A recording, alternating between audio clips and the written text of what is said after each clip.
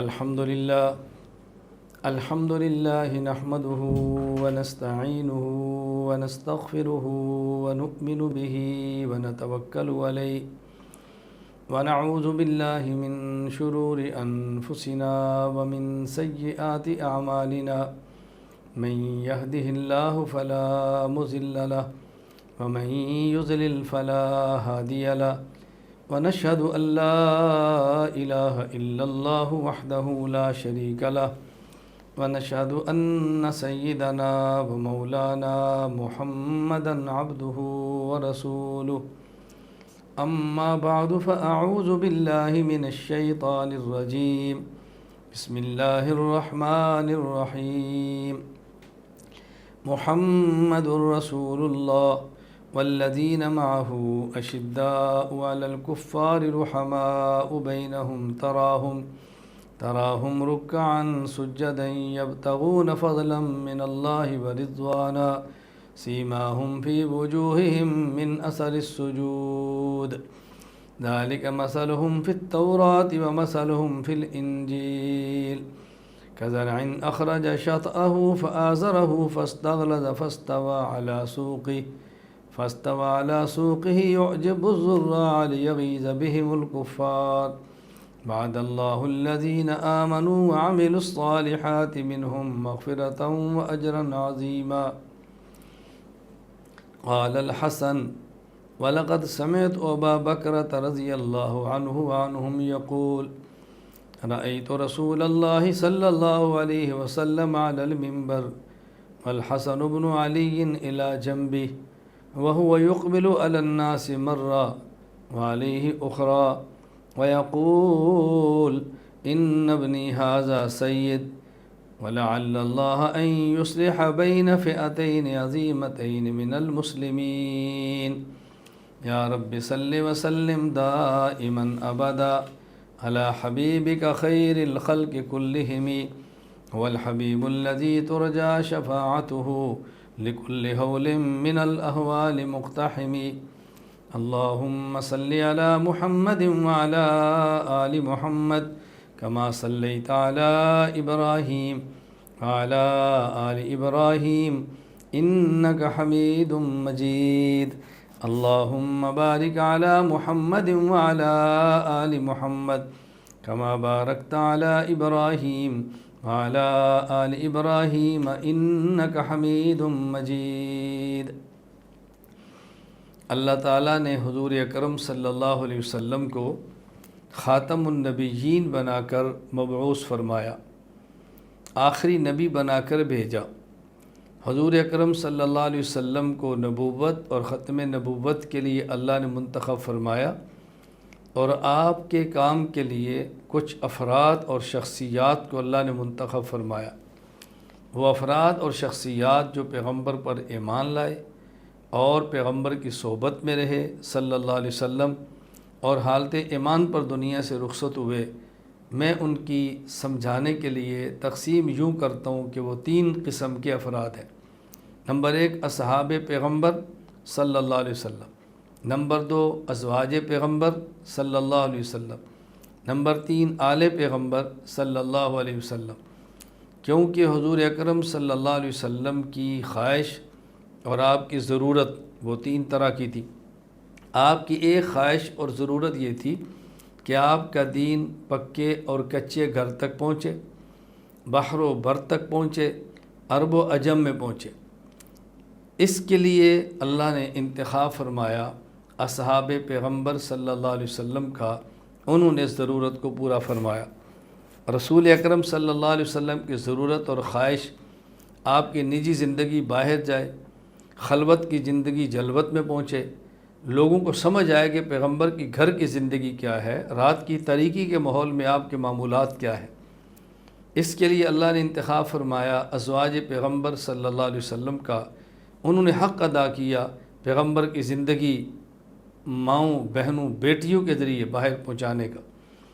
رسول اکرم صلی اللہ علیہ وسلم کی خواہش اور ضرورت، دین میرا غالب ہوا، نجی زندگی باہر گئی، اب میں اللہ کے راستے میں شہید ہو جاؤں۔ اور آپ نے قسم اٹھا کر فرمایا والذی نفس محمد بیدی لوددت ان اقتل فی سبیل اللہ، قسم اس ذات کی جس کے قبضہ قدرت میں میری جان ہے، میری خواہش ہے کہ میں اللہ کے راستے میں قتل ہو جاؤں۔ رسول اکرم صلی اللہ علیہ وسلم کی خواہش اللہ کے راستے میں شہید ہو جائے۔ کفار مکہ کی تمنا اور خواہش منافقین مدینہ اور یہود کی کہ رسول اکرم صلی اللہ علیہ وسلم کو والعیاذ باللہ قتل کر دیں۔ اگر پیغمبر شہید ہوتے تو آپ کی خواہش اور تمنا پوری ہوتی، لیکن کفار کی آنکھیں بھی ٹھنڈی ہوتی۔ اللہ رب العزت نے پیغمبر کی خواہش کو یوں پورا فرمایا کہ کفار کی آنکھیں ٹھنڈی نہیں ہونے دیں۔ اس خواہش اور ضرورت کو پورا کیا آل پیغمبر حسین بن علی رضی اللہ تعالی عنہ نے۔ اولاد کا کٹ جانا باپ کا کٹ جانا ہے۔ باپ کو اپنی جان سے زیادہ اولاد کی جان عزیز ہوتی ہے۔ کسی گھر میں ڈاکو اور بدماش اور لٹیرے آئیں، قاتل آئیں تو والدین کہتے ہیں ہماری جان لو، ہمارے بچوں کو چھوڑ دو۔ حسین بن علی رسول اللہ صلی اللہ علیہ وسلم کے جسم کا ٹکڑا ہے، آپ کی لخت جگر زہرا کے وہ فرزند ہیں، تو انہوں نے اس خواہش کو پورا کیا، اللہ کے راستے میں شہید ہو گئے، تو گویا اپنی جان دے کر پیغمبر کی آرزو کو پورا فرمایا ہے۔ اصحاب پیغمبر، ازواج پیغمبر، آل پیغمبر صلی اللہ علیہ وسلم ہمارے ایمان کا حصہ ہیں، جزو لا ینفک ہیں۔ پھر ان اصحاب پیغمبر، ازواج پیغمبر کے درمیان بعض اختلافات ہوئے، اصحاب پیغمبر، آل پیغمبر کے درمیان بعض اختلافات ہوئے، اور وہ اختلافات جنگ و جدل قتال تک بھی پہنچے، جن کو مشاجرات صحابہ کہتے ہیں رضی اللہ عنہ۔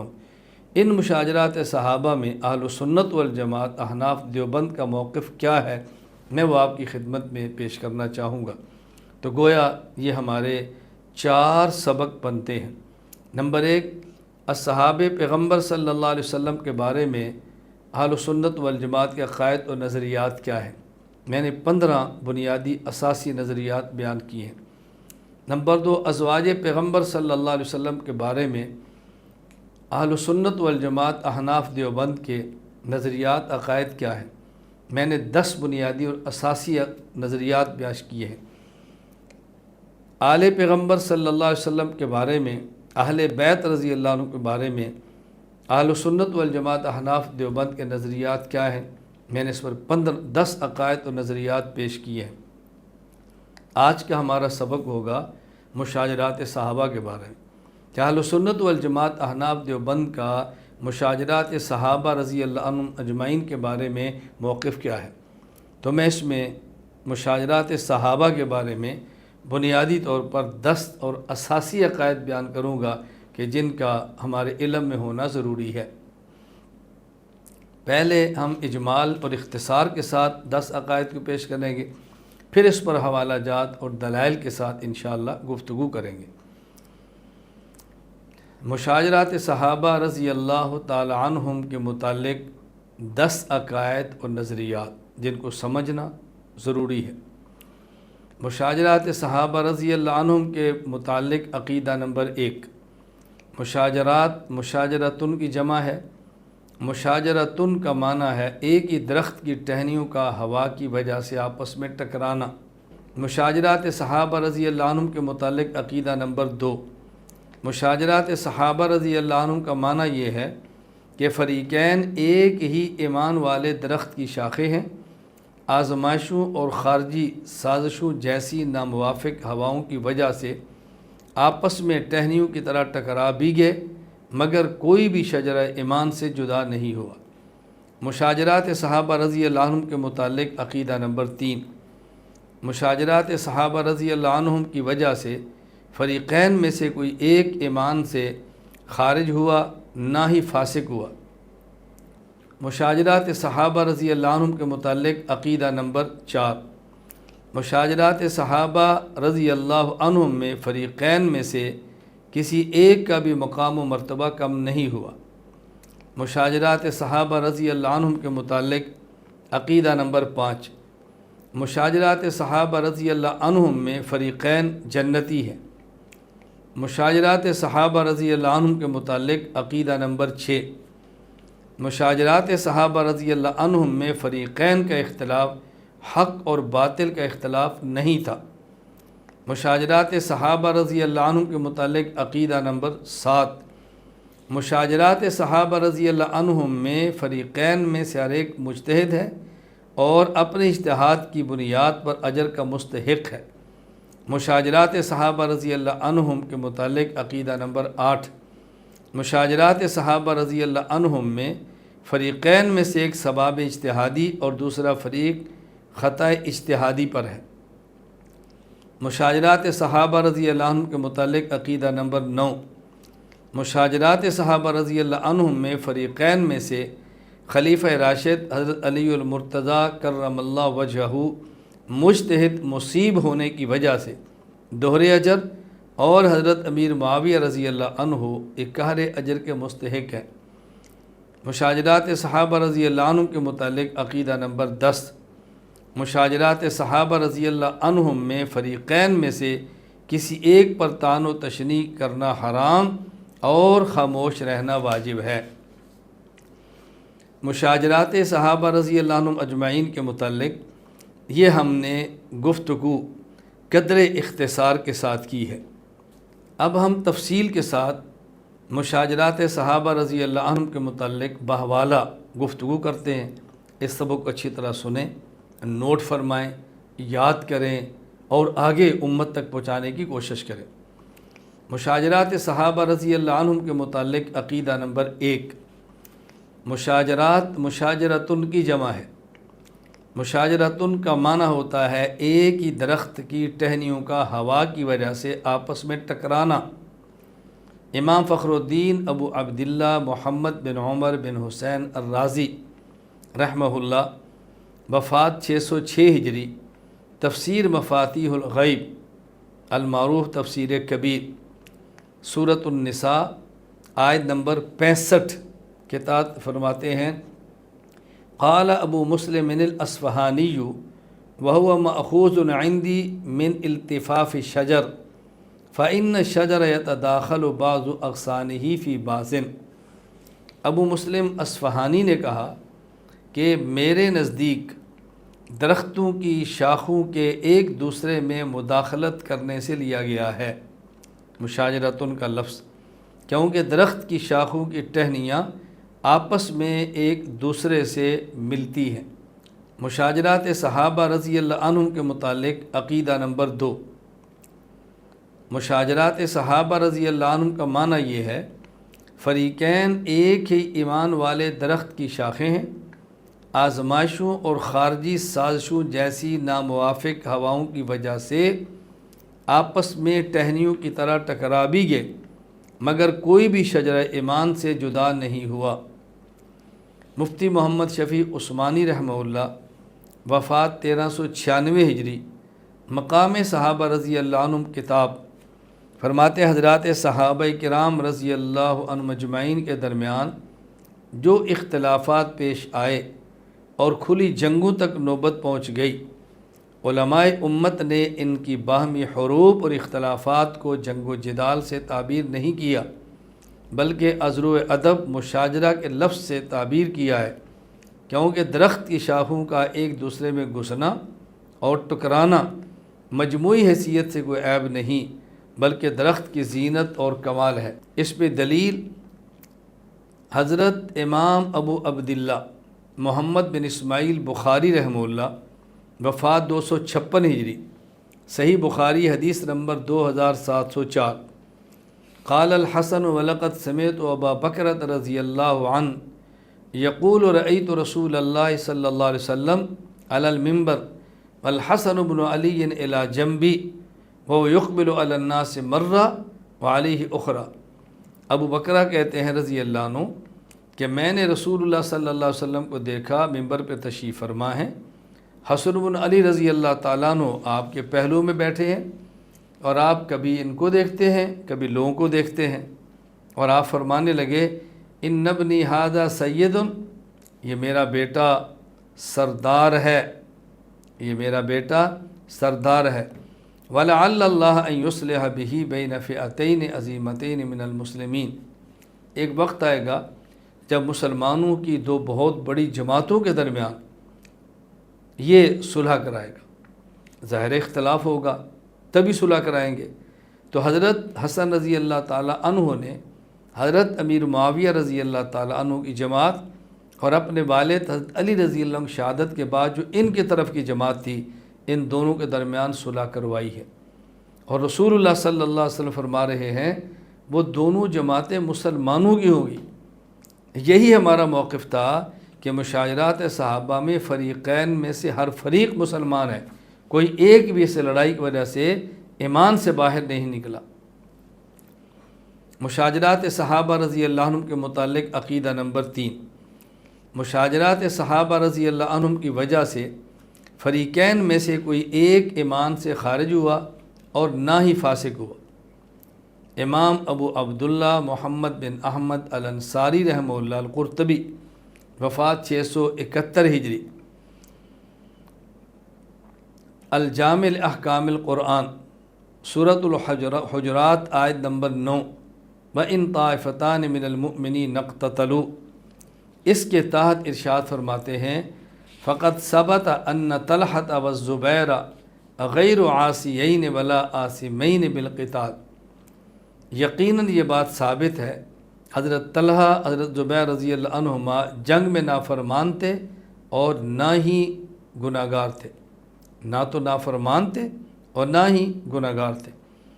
امام سعد الدین مسعود بن عمر تفتزانی رحمہ اللہ، وفات 793 ہجری، شرح المقاصد، الباس السابع، وجوب تعظیم الصحابہ رضی اللہ عنہ، فرماتے ہیں فغایت الامر انہم اخطئوا فی الاجتہاد، ہم زیادہ سے زیادہ یہ کہہ سکتے ہیں کہ انہوں نے اجتہاد کیا اور اجتہاد میں خطا کی، حضرت امیر معاویہ رضی اللہ تعالیٰ عنہ اور ان کے ساتھیوں نے۔ وذالک لا یوجب التفسیق، اور یہ خطا ایسی نہیں کہ جو بندے کو فاسق بنا دے، فضلاً عن التکفیر، بجائے اس کے کہ ہم یہ کافر کہہ دیں، یعنی اس خطا اجتہادی کی بنیاد پہ فاسق نہیں کہہ سکتے تو کافر کیسے کہیں گے؟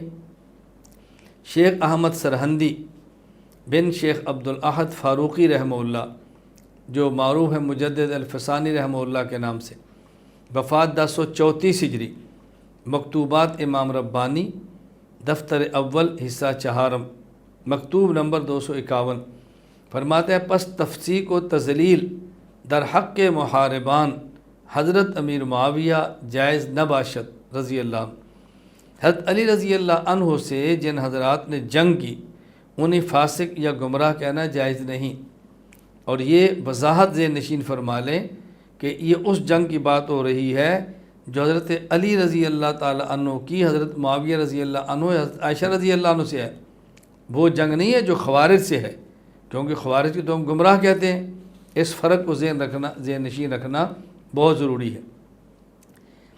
امام ابو بکر عبداللہ بن محمد بن ابی شیبہ ابراہیم بن عثمان الکوفی رحمہ اللہ، وفات 235 ہجری، المصنف لابن ابی شیبہ، المصنف، حدیث نمبر 39035، فرماتے ہیں یزید بن اسم رحمہ اللہ فرماتے ہیں سئل علی رضی اللہ عنہ عن قتل یوم صفین، حضرت علی رضی اللہ عنہ سے پوچھا گیا کہ جو جنگ صفین میں قتل ہوئے ہیں، یعنی حضرت معاویہ رضی اللہ تعالیٰ عنہ کے ساتھی، فقال قتلانا وقتلاہم فی الجنہ، وہ لوگ جو ہمارے طرف سے تھے اور قتل ہوئے اور وہ جو معاویہ رضی اللہ عنہ کی طرف سے قتل ہوئے، فرمائے دونوں جنتی ہیں۔ تو دیکھیں فریقین کے مقتولین کا کہ جنتی ہونے کی صراحت اس بات کی دلیل ہے کہ ان میں سے کوئی ایک بھی نہ تو ایمان سے خارج ہوا اور نہ ہی فاسق ہوا، اس لیے کہ جو شخص ایمان سے خارج ہو وہ جنت میں کیسے جائے گا، اور جو شخص فاسق ہو وہ سیدھا جنت میں نہیں جا سکتا۔ تو معلوم ہوا کہ نہ یہ ایمان سے خارج ہیں اور نہ ہی یہ لوگ فاسق اور فاجر ہیں۔ مشاجرات صحابہ رضی اللہ عنہ کے متعلق عقیدہ نمبر 4، مشاجرات صحابہ رضی اللہ عنہم میں فریقین میں سے کسی ایک کا بھی مقام و مرتبہ کم نہیں ہوا۔ شیخ ابو محمد محی الدین عبد القادر بن ابی صالح عبداللہ جیلانی رحمہ اللہ، شیخ عبد القادر جیلانی، وفات 561 ہجری، غنیت الطالبین میں فرماتے ہیں واتفق اہل السنت علی وجوب الکف عما شجر بینہم، اہل السنت والجماعت کا اتفاق ہے کہ جو صحابہ کرام کے درمیان اختلافات ہوئے اس میں خاموش رہنا ہے، زبان کو روکنا ہے، والامساک عن مساویہم، ان کی برائی بیان نہیں کرنی، واظہار فضائلہم ومحاسنہم، اور ان کے فضائل اور ان کی خوبیوں کو بیان کرنا یہ واجب ہے۔ اب دیکھیں، ان کے فضائل کو ظاہر کرنا اور خوبیوں کو بیان کرنا واجب تبھی ہوگا جب ان کے فضائل اور خوبیاں برقرار ہوں گے۔ اگر ان کے فضائل ختم ہو گئے یا ان کا مقام گر گیا، اب ان کے فضائل کو کیسے بیان کیا جا سکتا ہے؟ علامہ تقی الدین ابو العباس احمد بن عبد الحلیم بن عبد السلام ابن تیمیہ الحرانی رحمہ اللہ، وفات 728 ہجری، مجموع الفتاوی لابن تیمیہ، قد ثبت بالنصوص الصحیحہ ان عثمان و علی و طلحہ و الزبیر و عائشہ رضی اللہ عنہم من اہل الجنہ، کہتے ہیں یہ بات دلائل سے ثابت ہے، عثمان، علی، طلحہ، زبیر، عائشہ رضی اللہ عنہم یہ سب جنتی ہیں۔ ابو موسیٰ الاشعری و عمرو بن عاص و معاویۃ بن ابی سفیان ہم من الصحابہ ولہم فضائل و محاسن وما یحکیٰ عنہم کثیر منہ کذب۔ حضرت ابو موسیٰ اشعری، عمرو بن عاص، معاویہ بن ابی سفیان رضی اللہ عنہم یہ بھی سب صحابہ ہیں، اور ان کے لیے فضائل ہیں، محاسن ہیں، اور جو کچھ ان کے بارے میں نقل کیا جاتا ہے وہ جھوٹ کا پلندہ ہے۔ مشاجرات صحابہ رضی اللہ عنہ کے متعلق عقیدہ نمبر 5۔ مشاجرات صحابہ رضی اللہ عنہ میں فریقین جنتی ہیں۔ حافظ ابو الفدا اسماعیل بن خطیب ابو حفص عمر بن کثیر دمشقی رحمہ اللہ، وفات 774 ہجری، البدایہ والنہایہ، قال الشعبی رحمہ اللہ ہم اہل الجنہ لقی بعضہم بعضا، یہ سب جنتی ہیں، ان میں ایسی جنگیں بھی ہوئیں، ان میں آپس میں جنگیں بھی ہوئیں، قتل و قتال بھی ہوا، لیکن اس کے باوجود یہ جنتی ہیں۔ حضرت امام ابو بکر عبداللہ بن محمد بن ابو شیبہ ابراہیم بن عثمان رحمہ اللہ، وفات 235 ہجری، المصنف حدیث نمبر 39335۔ یزید بن اسم رحمہ اللہ فرماتے ہیں، سئل علی رضی اللہ عنہ عن قتل یوم صفین فقال قتلانا وقتلاہم فی الجنہ۔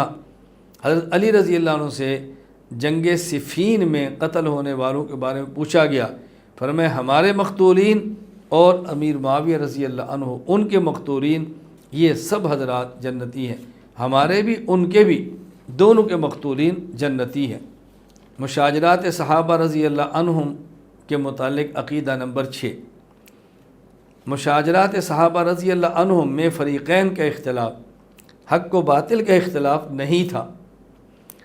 مولانا محمد نافع رحمہ اللہ، وفات 1436 ہجری، سیرت حضرت میر معاویہ رضی اللہ عنہ، تحریر فرماتے ہیں یہ کفر و اسلام کی جنگ نہیں بلکہ اختلاف رائے پر ہوئی ہے، اس میں غرض فاسد نہیں اور ہر فریق کو اپنا موقف اختیار کرنے کی گنجائش ہے۔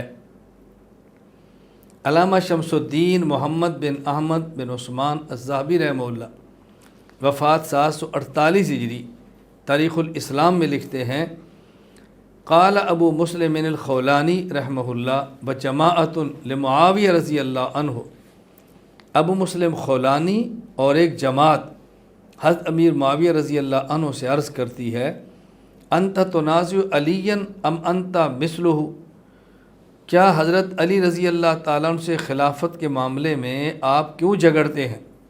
اللہ، کیا آپ حضرت علی جیسے ہیں؟ آپ کیوں جھگڑتے ہیں؟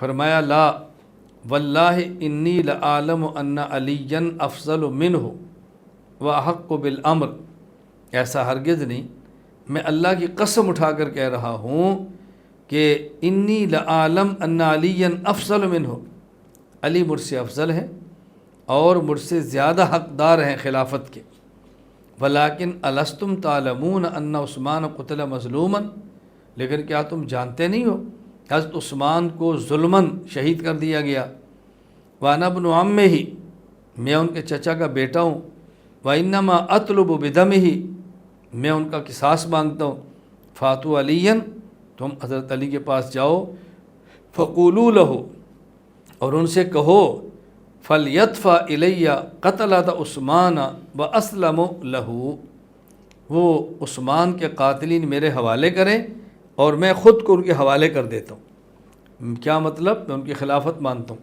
اب یہ دیکھو، یہ اختلاف حق اور باطل کا نہیں ہے۔ کیوں؟ حضرت معاویہ خود فرما رہے ہیں علی مجھ سے افضل ہے، خود فرما رہے ہیں خلافت کے مجھ سے حقدار ہیں۔ میرا جھگڑا خلافت کا نہیں ہے، میرا مطالبہ یہ ہے عثمان غنی رضی اللہ تعالیٰ عنہ کے قاتلین میرے حوالے کیے جائیں۔ دیکھیں، میں یہاں پر مشاہرات صحابہ پر تفصیلی دلائل نہیں دے رہا، میں صرف ایک موقع بیان کر رہا ہوں۔ حضرت امیر معاویہ رضی اللہ تعالیٰ عنہ کا موقف یہ تھا کہ جنہوں نے عثمان رضی اللہ عنہ کو قتل کیا ہے، پہلے ان کو قصاصاً مارا جائے اور پھر حضرت علی رضی اللہ عنہ کی خلافت تسلیم کر کے بیعت کر لی جائے۔ حضرت علی رضی اللہ عنہ کا موقف یہ تھا کہ نہیں، پہلے میری خلافت قائم ہو، میری طاقت ہو، بعد میں ان سے قصاص لیں گے کہ وہ گروہ بہت مضبوط ہے۔ تو یہ دونوں کی رائے تھی، اس رائے کی بنیاد پہ دونوں میں اختلاف ہوا اور بات لڑائی تک پہنچی، تو دونوں فریقی جنتی ہیں۔ پھر اختلاف حق اور باطل کا نہیں تھا، بلکہ اختلاف یہ حق اور خطا کا تھا۔ دیکھیں، حق اور باطل کا اختلاف یہ کفر اسلام کا ہوتا ہے، سنت اور بدعت کا ہوتا ہے، یہ بہت شدید اختلاف ہوتا ہے۔ لیکن حق اور خطا کا اختلاف یہ سنت اور بدعت کفر اسلام کے اختلاف نہیں ہوتا، یہ اجتہادی خطا ہوتا ہے، اختلاف ہوتا ہے، اور یہ افضل غیر افضل کا ہوتا ہے، حق اور احق کا ہوتا ہے۔ اس میں دونوں فریق جنتی ہوتے ہیں، ایک کا مقام زیادہ ہے اور ایک کا کم ہے۔ مشاجرات صحابہ رضی اللہ عنہ کے متعلق عقیدہ نمبر 7۔ مشاجرات صحابہ رضی اللہ عنہ میں فریقین میں سے ہر ایک مجتہد ہے اور اپنے اجتہاد کی بنیاد پر اجر کا مستحق ہے۔ علامہ تقی الدین ابو العباس احمد بن عبد الحلیم بن عبد السلام ابن تیمیہ رحمہ اللہ، وفات 728 ہجری، مجموع الفتاوی، فرماتے ہیں بصدق منہ ان کانوا فیہ مجتہدین، حقیقت تو یہ ہے کہ یہ سب حضرات مجتہد تھے۔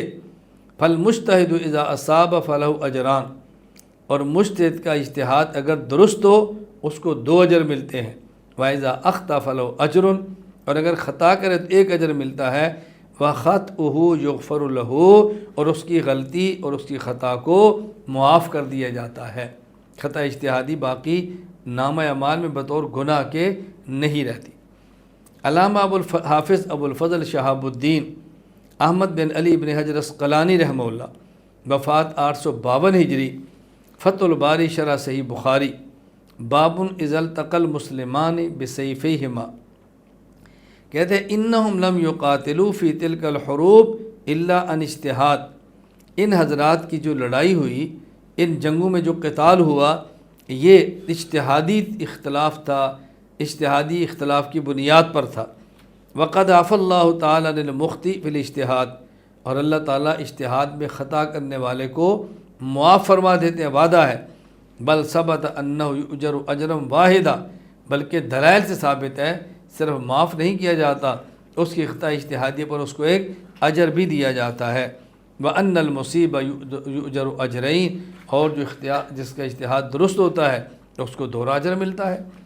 علامہ کمال الدین محمد بن عبد الواحد بن عبد الحمید سکندری المعروف ابن الحمام رحمہ اللہ، وفات 861 ہجری، شرح مسامرہ میں فرماتے ہیں وما جرى بین معاویۃ و علی رضی اللہ عنہما من الحروب کان مبنیا علی الاجتہاد، حضرت معاویہ اور علی رضی اللہ عنہما کے درمیان جو جنگ ہوئی، اختلاف ہوا، فرماتے ہیں یہ اجتہاد کی بنیاد پر تھا، یہ بغیر اجتہاد کے نہیں، جس کی بنیاد اجتہاد تھی۔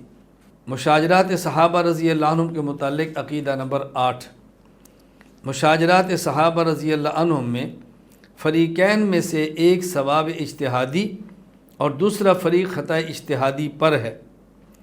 علامہ محی الدین ابو زکریہ یحییٰ بن شرف النووی رحمہ اللہ، وفات 676 ہجری، شرح صحیح مسلم کتاب الفتن وشراط الساعہ، فرماتے ہیں وکان بعض مصیباً و بعض مخطئاً، صحابہ کرام رضی اللہ عنہم میں بعض کا اجتہاد درست تھا، مصیب تھے، اور بعض کے اجتہاد میں خطا تھی، مخطئ تھے، معذوراً فی الخطا، لیکن جن کا اجتہاد خطا پر تھا وہ بھی معذور ہیں۔ کیوں؟ مجتہد تھے اور خطا اجتہاداً ہوئی ہے، جان بوجھ کر نہیں کی۔ بل مجتہد اذا اخطأ لا اسم علیہ، اور مجتہد سے اگر اجتہادی خطا ہو بھی جائے اس پر اس کو گناہ نہیں ملتا۔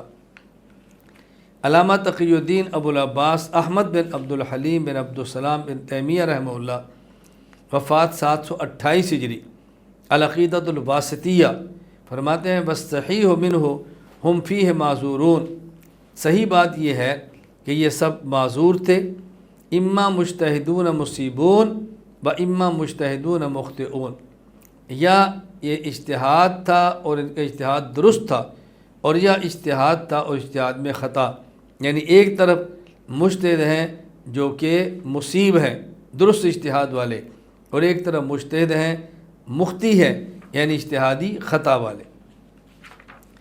مفتی اعظم پاکستان مفتی محمد شفیع عثمانی رحمہ اللہ، وفات 1396 ہجری، مقام صحابہ رضی اللہ عنہم، فرماتے ہیں اس پر بھی اجماع ہے کہ جنگ جمل میں حضرت علی کا کرم اللہ وجہ حق پر تھے، ان کا مقابلہ کرنے والے خطا پر تھے۔ اسی طرح جنگ صفین میں حضرت علی کرم اللہ وجہ حق پر تھے اور ان کے مقابل حضرت معاویہ رضی اللہ عنہ اور ان کے اصحاب خطا پر تھے۔ البتہ ان کی خطاؤں کو اجتہادی خطا قرار دیا جو شرعاً گناہ نہیں، جس پر اللہ تعالیٰ کی طرف سے عتاب ہو، بلکہ اصول اجتہاد کے مطابق اپنی کوشش صرف کرنے کے بعد بھی اگر ان سے خطا ہو گئی تو ایسے خطا کرنے والے بھی ثواب سے محروم نہیں ہوتے، ایک اجر ان کو بھی ملتا ہے۔ امام ابو حاتم محمد بن حبان بن احمد بن حبان رحمہ اللہ، وفات 354 ہجری، صحیح ابن حبان حدیث نمبر 6735۔ ابو سعید خدری رضی اللہ عنہ فرماتے ہیں رسول اللہ صلی اللہ علیہ وسلم نے فرمایا یکون فی امتی فرقتان تمرق بینہما مارقہ تقتلها اول الطائفتین بالحق، میری امت میں دو گروہ ہوں گے، ان دو میں سے ایک اور گروہ بھی نکلے گا، اور اس تیسرے نکلنے والے گروہ سے ان دو گروہوں میں سے وہ قتال کرے گا کہ جو ان گروہوں میں سے حق کے زیادہ قریب ہوگا۔ یہاں دو تین باتیں سمجھ دیں۔ پہلی بات کیا ہے؟ میری امت میں دو گروہ ہوں گے، ایک گروہ ان میں سے حضرت علی رضی اللہ تعالی عنہ کا ہے، اور دوسرا گروہ ان میں سے حضرت معاویہ رضی اللہ تعالی عنہ کا ہے۔ رسول اللہ صلی اللہ علیہ وسلم نے فرمایا، ملا علی بن سلطان محمد القاری رحمہ اللہ، وفات 1014 ہجری، مرقات المفاتی شرح مشکات المصابیح، کتاب الدیات، باب قتل اہل ردت والسعادت بالفساد، اس کے تحت فرماتے ہیں اشارۃ الی فرقۃ علی و معاویہ رضی اللہ عنہما، یہ اشارہ ہے ایک جماعت حضرت علی والی ہوگی اور ایک جماعت حضرت معاویہ رضی اللہ تعالی عنہما والی ہوگی۔ ایک بات تو یہ ثابت ہوئی، اور دوسری اس سے بات ثابت ہوئی کہ ان میں سے ایک اور جماعت نکلے گی۔ یہ کون سی ہوگی؟ یہ خوارج کی جماعت ہے۔ ملا علی بن سلطان محمد القاری رحمہ اللہ، وفات 1014 ہجری، مرقات المفاتی شرح مشکات المصابیح، کتاب الدیات، باب قتل اہل ردہ، فرماتے ہیں المارقۃ وہی الخوارج، یہ تیسری نکلنے والی جماعت وہ ہے جو کہ خارجیوں کی ہے۔ تیسری بات اس سے کیا ثابت ہوئی کہ ان میں سے ایک جماعت حق کے زیادہ قریب ہوگی۔ یہ کون سی جماعت تھی؟ یہ حضرت علی رضی اللہ تعالیٰ عنہ کی جماعت تھی۔ اس لیے ہم کہتے ہیں ان کا جو اجتہاد تھا وہ ان کا اختلاف اجتہاد کا تھا، اور یہ حق الباطل کا نہیں۔ ہاں، ان میں سے ایک کا ثواب اجتہادی درستگی تھی اور ایک کا اجتہاد خطا کے اوپر تھا۔ اس پر میں نے آپ کی خدمت میں حوالہ جات پیش کیے۔ مشاجرات صحابہ رضی اللہ عنہ کے متعلق عقیدہ نمبر 9۔ مشاجرات صحابہ رضی اللہ عنہ میں فریقین میں سے خلیفہ راشد حضرت علی المرتضیٰ کرم اللہ وجہہ مجتہد مصیب ہونے کی وجہ سے دوہرے اجر، اور حضرت معاویہ رضی اللہ عنہ مجتہد مختی ہونے کی وجہ سے اکہرے اجر کے مستحق ہیں۔ علامہ محی الدین ابو زکریہ یحییٰ بن شرف النووی رحمہ اللہ، وفات 676 ہجری، شرح صحیح مسلم کتاب الفتن، فرماتے ہیں وکان علی رضی اللہ عنہ هو المحق المصیب فی تلک الحروب، حضرت علی رضی اللہ عنہ ان جنگوں میں حق پر تھے اور مصیب تھے۔ ھذا مذہب اہل سنہ، یہی اہل سنت کا مذہب ہے۔ ملا علی بن سلطان محمد القاری رحمہ اللہ، وفات 1014 ہجری، مرقات المفاتی شرح مشکات المصابیح کتاب الفتن، فرماتے ہیں ان کل منہم مجتہد و ان کان علی رضی اللہ عنہ مصیبا، ان میں سے ہر ایک مجتہد تھا، حضرت علی اور حضرت معاویہ رضی اللہ عنہما۔ حضرت علی رضی اللہ عنہ ان میں مجتہد مصیب درست اجتہاد والے تھے۔ امام ابو حاتم محمد بن حبان بن احمد بن حبان رحمہ اللہ، وفات 354 ہجری، صحیح ابن حبان حدیث نمبر 6735۔ حضرت ابو سعید خدری رضی اللہ عنہ فرماتے ہیں رسول اللہ صلی اللہ علیہ وسلم نے فرمایا یکون فی امتی فرقتان، میری امت میں دو جماعتیں ہوں گی، دو گروہ ہوں گے، تمرق بینہما مارقۃ، ان میں سے ایک اور تیسری جماعت نکلے گی، تقتلها اول الطائفتین بالحق، ایک تیسری سے ان دونوں جماعتوں میں سے وہ لڑے گی جو ان دونوں میں حق کے زیادہ قریب ہوگی۔ اب اس حدیث کی روشنی سے پہلی بات سمجھیں، یکون فی امتی فرقتان، میری امت میں دو گروہ ہوں گے۔ یہ دو گروہ کون سے ہوں گے؟ حضرت علی حضرت معاویہ رضی اللہ تعالی عنہما والے۔ ملا علی بن سلطان محمد القاری رحمہ اللہ، وفات 1014 ہجری، مرقات المفاتی شرح مشکات المصابیح کتاب الدیات باب قتل اہل ردہ میں فرماتے ہیں اشارۃ الی فرقۃ علی و معاویہ رضی اللہ تعالی عنہما، یہ حضرت علی حضرت معاویہ رضی اللہ عنہما کی جماعت کی طرف اشارہ ہے۔ ان دو کے درمیان ایک اور جماعت نکلے گی، وہ کون سی ہوگی؟ وہ خارجیوں کی جماعت ہوگی۔ ملا علی بن سلطان محمد القاری رحمہ اللہ، وفات 1014 ہجری، مرقات المفاتی شرح مشکات المصابیح کتاب الدیات باب قتل اہل ردہ، فرماتے ہیں المارقۃ وہی الخوارج، یہ تیسری نکلنے والی جماعت خارجیوں کی جماعت ہوگی۔ حضرت علی اور معاویہ رضی اللہ عنہما کی دو جماعتوں میں حضرت علی حق کے زیادہ قریب ہوں گے، یعنی حضرت معاویہ باطل نہیں ہوں گے، یہ خطا پر اور علی حق پر، اولا خلاف اولا کے اختلاف ہوگا۔ تقتلہما اولا طائفتین بالحق، یہ ذہن نشین فرما لیں، اس سے مراد حضرت علی رضی اللہ تعالیٰ عنہ کی جماعت ہے۔ علامہ تقی الدین ابو العباس احمد بن عبد الحلیم بن عبد السلام ابن تیمیہ رحمہ اللہ، وفات 728 ہجری، فتاوی ابن تیمیہ، اس حدیث کی روشنی میں لکھتے ہیں فَهَذَا الْحَدِيثُ الصَّحِيحُ دَلِيلٌ عَلَىٰ أَنَّ كُلَّ طَائِفَتَيْنِ الْمُقْتَتِلَيْنِ عَلِيٌّ وَأَصْحَابُهُ وَمُعَاوِيَةُ وَأَصْحَابُهُ عَلَىٰ حَقٍّ وَأَنَّ عَلِيًّا وَأَصْحَابَهُ كَانُوا أَقْرَبَ إِلَى الْحَقِّ مِن مُعَاوِيَةَ وَأَصْحَابِهِ، یہ حدیث صحیح اس بات پر دلیل ہے کہ لڑنے والی دونوں جماعتوں میں سے علی اور ان کے صحابہ ساتھی رضی اللہ عنہ، معاویہ اور ان کے ساتھی رضی اللہ عنہ، یہ سب حق پر تھے، لیکن حضرت علی اور ان کے ساتھی اقرب الی الحق تھے بنسبت معاویہ اور ان کے ساتھیوں کے رضی اللہ عنہ، اقرب الی الحق یعنی حق کے زیادہ قریب تھے۔ مشاجرات صحابہ رضی اللہ عنہ کے متعلق عقیدہ نمبر 10، مشاجرات صحابہ رضی اللہ عنہ میں فریقین میں سے کسی ایک پر طعن و تشریح کرنا حرام اور خاموشی اختیار کرنا واجب ہے۔